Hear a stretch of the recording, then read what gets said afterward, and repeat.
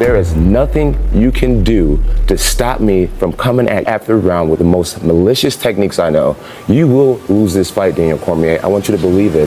Every ounce of training you put in leading up to this fight will be a waste of your life. Ce que tu viens de voir de la part de Jon Jones, c'est clairement de l'aspiration de confiance. Pourquoi je te parle de ça? Cette rivalité entre Jon Jones et Daniel Cormier était complètement ouf à l'époque et je crois bien que ces deux gars ne s'aiment toujours pas.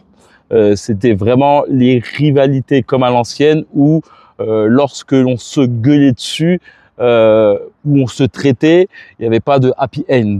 J'adore ce genre de confrontation réelle. Je suis pas forcément dans le trash talk, mais je déteste quand deux adversaires semblent se détester et puis à la fin se mettent à s'en coller comme si c'était les meilleurs potes. J'aime le vrai.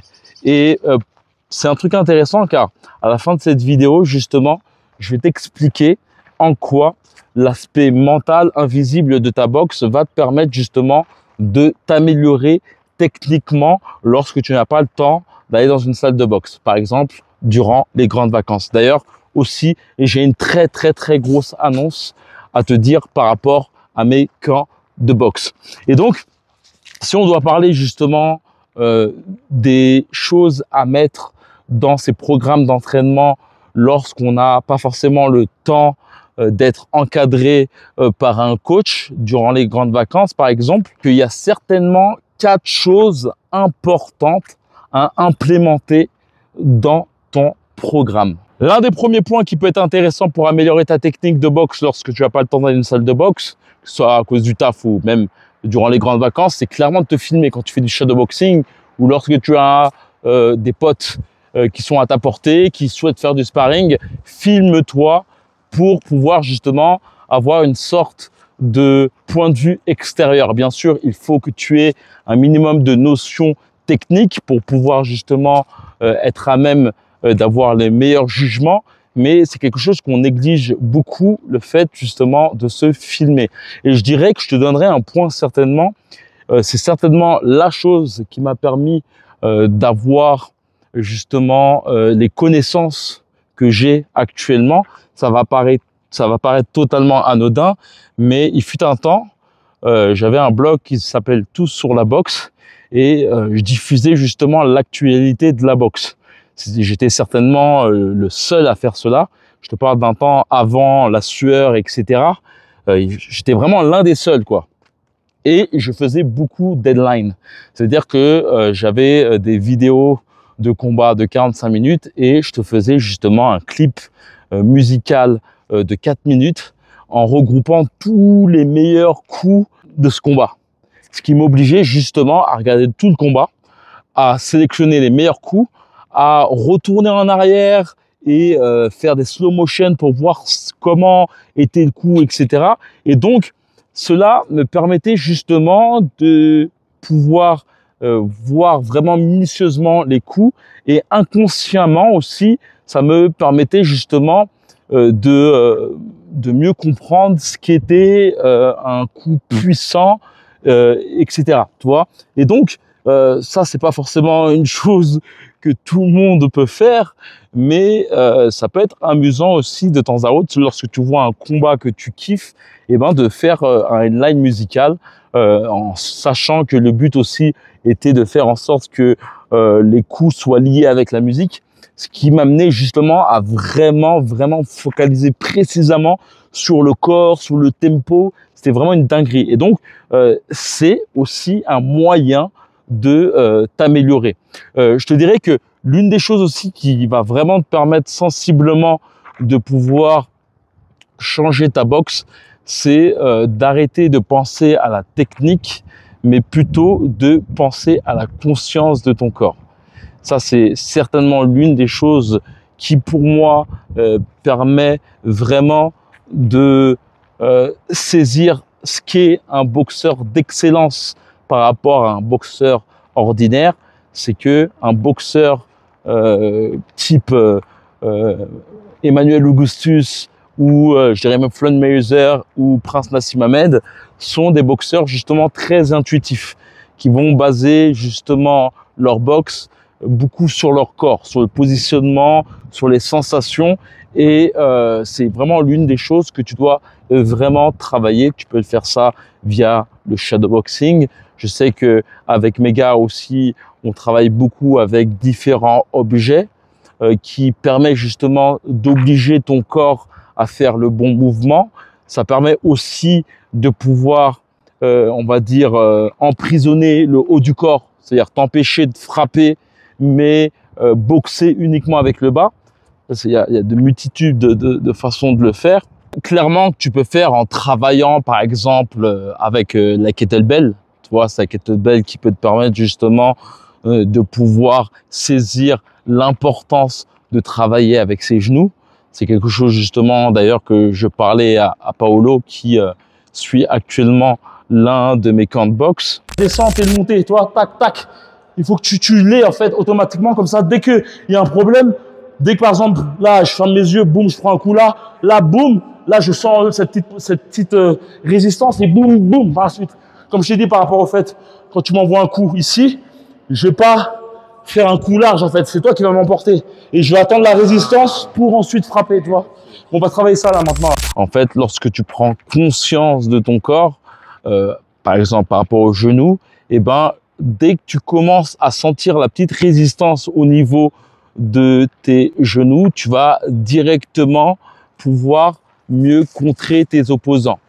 Pareil, lorsque tu comprends que ton poing est lié à un appui, eh ben, ça peut te permettre justement de pouvoir frapper de façon totalement aléatoire.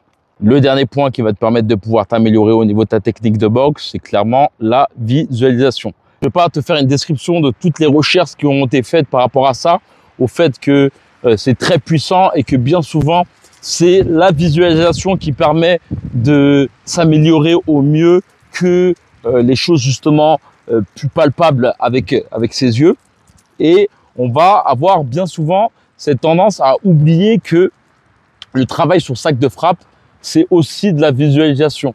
C'est-à-dire que tu peux remarquer que le sac de frappe peut être juste un moyen de se défouler. Et donc, il est important pour toi justement de pouvoir faire en sorte de voir un adversaire lorsque tu fais du shadowboxing, faire en sorte aussi de bouger un minima, faire en sorte aussi d'être assez créatif dans l'attitude de ton adversaire, car c'est une chose que je dis aussi aux gars qui viennent dans mes camps, c'est que si tu es inactif en shadowboxing et que tu boxes uniquement en regardant le mur et que tu fais la même chose en sac de frappe, eh ben tu ne seras pas réactif en combat.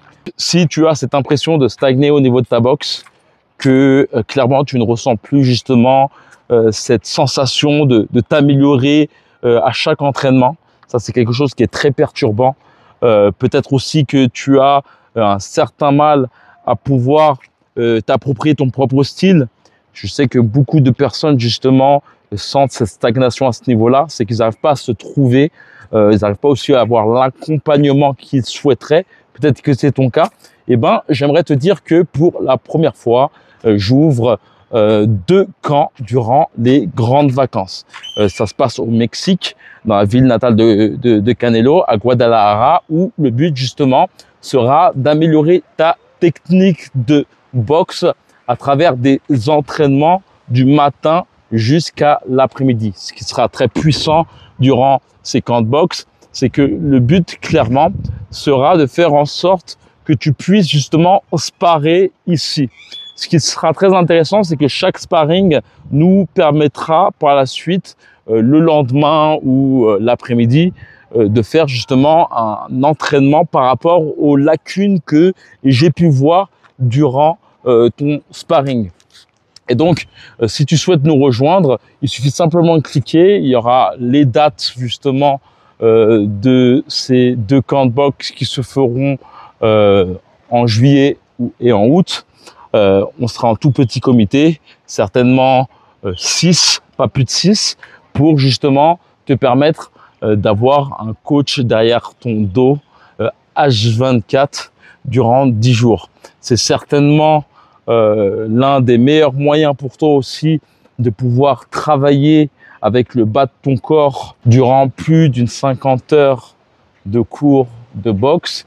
Et ce qui est très intéressant, c'est que mon but, clairement, c'est de pouvoir te retransmettre tout ce que j'ai pu apprendre ici durant plus de 8 mois. Et donc, si tu souhaites nous rejoindre, il suffit simplement de cliquer sur le premier lien en sachant que le but, c'est que tout soit compris, hébergement, nourriture et entraînement, ce qui te permettra justement de pouvoir te focaliser uniquement sur la boxe durant 10 jours.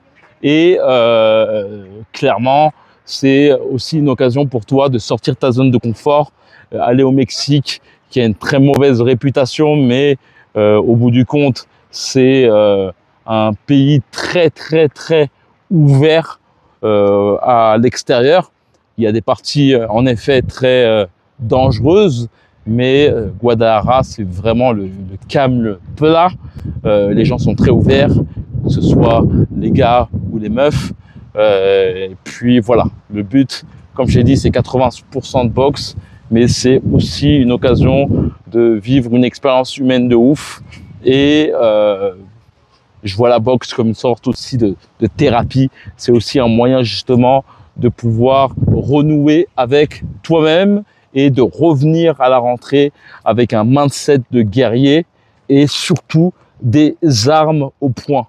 Donc voilà, si tu souhaites nous rejoindre, il suffit simplement de cliquer sur le lien dans la description ou dans les commentaires et on se rejoint dans les coulisses. Comme d'habitude, que la boxe avec toi. Ciao.